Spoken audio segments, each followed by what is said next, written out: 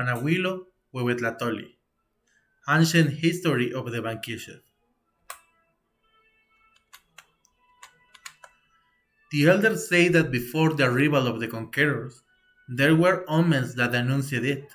Here are their testimonies. The first was a beam of fire that burned the sky, panicking the inhabitants of earth. The second was the tragic fire in the Huitzilopochtli's Teocalli. According to the elders, it caught itself without warning, as if it wanted to disappear. The third was sudden. Lightning struck Xiuhtecuhtli's Teocalli. No thunder, no rain, and no clouds. Just lightning as if the sun had shot over it.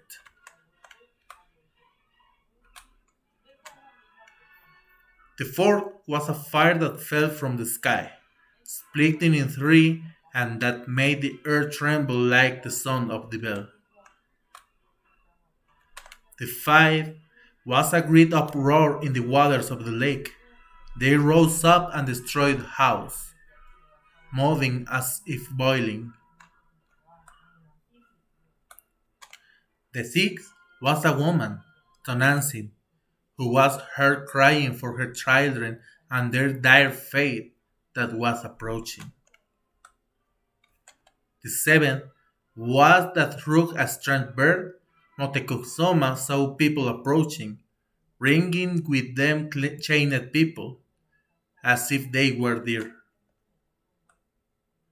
The eighth, there were monstrous people, with two heads and one body, who uttered dark prophecies to the Tlatoani and then disappeared.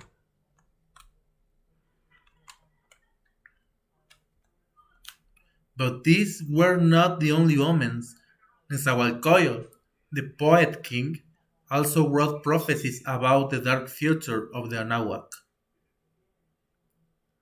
He said, "When you have already gone from this life to the next, O King Yoyotzin, the time will come when they will be undone, and your vassals shattered, leaving all your things in the darkness of oblivion. Then, truly, it will not be in your hand the lordship and the command, but in God's.